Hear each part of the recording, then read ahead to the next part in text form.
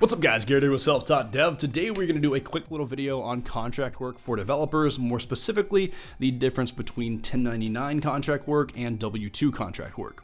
I didn't understand the difference when I got offered my first contract to hire position and almost turned it down because of it, so just wanted to throw this information out there in case it's useful to you. Now, little caveat, this is for people in the States. If you're outside of the States, I don't know if this is really going to apply to you or be much benefit. Just wanted to put that in there too. First off, W-2 work. What is this? This is typically what is offered to you when you are doing contract to hire work. So like if a recruiter reaches out on LinkedIn or gives you a call, they're typically offering you a W-2 position. You're working for a company, for another company, kind of. They're like the middleman. Typically it's you're employed by the recruiting firm, and then the recruiting firm is outsourcing you to some third party. Now, because you're employed by somebody, it's just like any other job. I've done 3 contract positions and all 3 of them were by the hour. I would enter my hours at the end of the week and I was paid weekly. 2 of them I could earn PTO, like every month that I worked, I got a day of PTO. The first one I worked at did not offer any PTO, and then they typically offer benefits too. Like all 3 that I've worked at have offered health insurance. All 3 have offered like dental.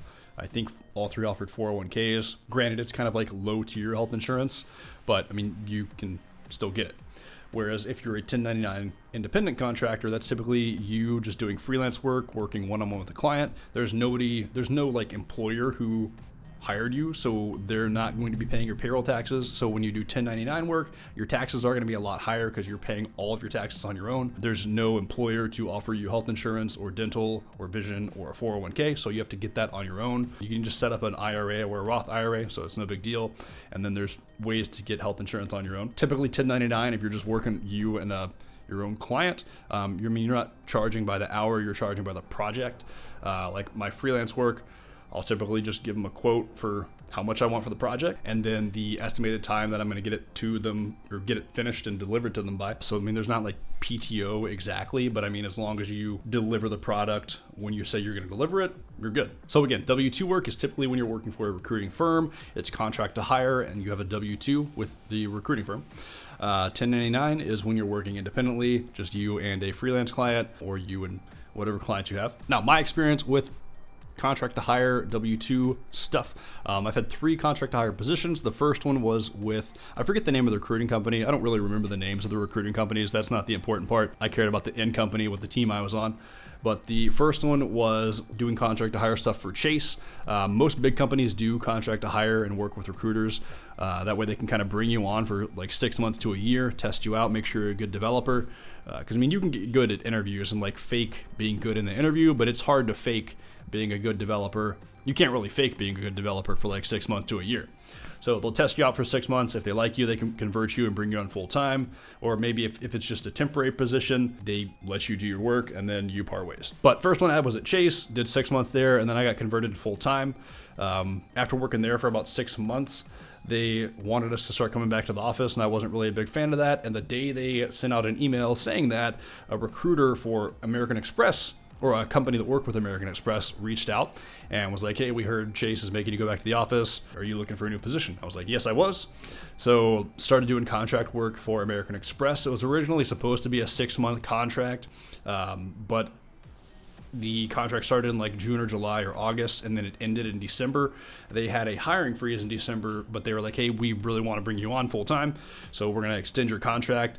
They kept extending my contract, and then eventually, maybe like May, I believe, they had the budget cut for the contracting positions, and I had to go find something else. And I do really feel like they wanted to bring me on full time because I got recommendations from everybody on LinkedIn, or everybody on my team for LinkedIn. So I really do think it was just like a budgeting thing. And if it wasn't for that, I'm pretty confident I would have been brought on full time there. But now I'm on my 3rd contract to hire position with a startup. I'm supposed to convert with this one either next month or the one after that.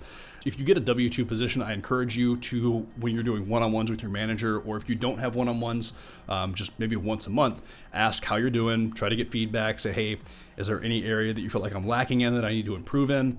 Try to get feedback, make sure you're doing good. And as long as you're getting good feedback, I mean, you should probably convert to full time. when the contract's up. Now, you do want to make sure it's not just a temporary role. Like when you're talking to the recruiter, make sure you ask, hey, is this a temporary position, or is this strictly a temporary position, or is there a chance this converts to full-time eventually? So that's my experience with W-2 and the differences between W-2 and 1099 contract work. Hopefully you learned something. If you did, give me a thumbs up so YouTube knows I'm putting out good stuff. Hit that subscribe button so you can stay up to date on the content I'm putting out.